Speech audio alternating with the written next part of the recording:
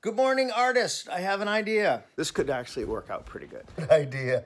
I think this is a good idea. A video I saw on YouTube this morning by Daniel Kelly Brown. He stacks rocks and he knocks them down, makes videos, and he looks magical. I think we can do it. Colin, we need a little bit of magic these days, don't you think?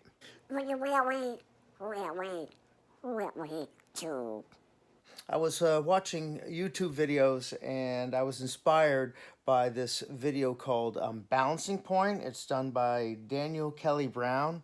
I think it's, in 2007. It looks a little dated, but the inspiration is really cool. Basically what he does is he makes rock arrangements. He piles up stones, goes out in nature, interacts with it, and makes piles of stones, and then videotapes himself knocking it down.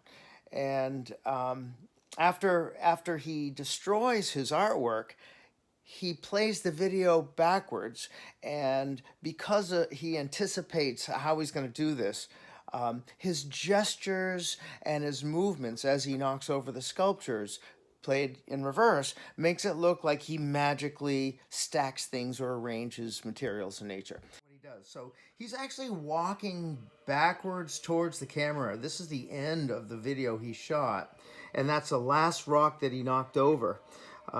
He seems to have a good sense of how to follow the rocks that he's throwing away from him as if they're coming towards him.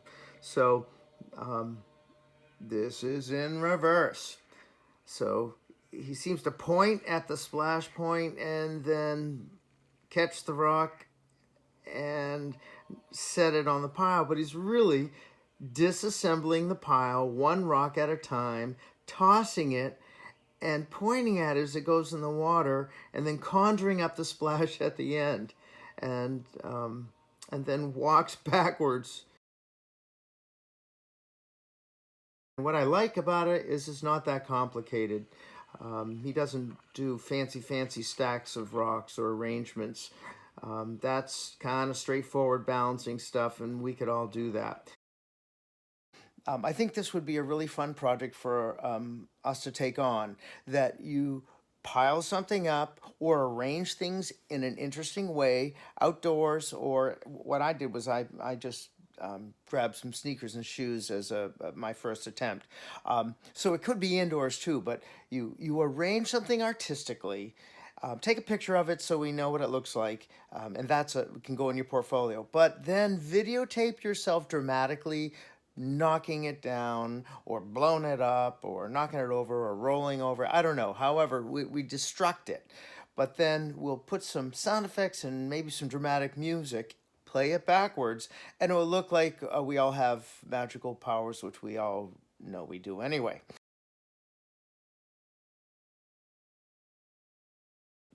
Let's see where we can go with this.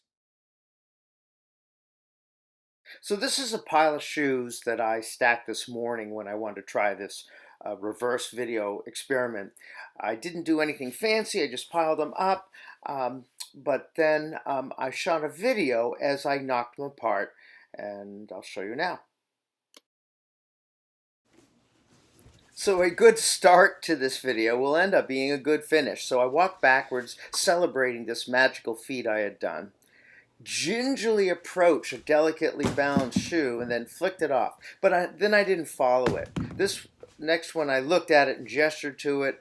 I feel awkward. I'm not sure what I'm doing. I pointed at it like, hey, you shoe. And then I just pushed them all away. Big, dramatic, magical push after I kicked them, and then forgot to back away. One important thing I beg of you is please hold your cameras horizontally. This best fits on your laptops, and it's easier to project when you're a famous videographer in theaters. Tons of people holding the cameras vertically. It's a pain in the butt. Don't take videos with a vertical format like I did. Please, this looks good. This is how we want to watch our movies and our shows. So, horizontal format. And now this is the video played in reverse with no edits. The sound you hear is the actual reverse sound of the shoes hitting the floor.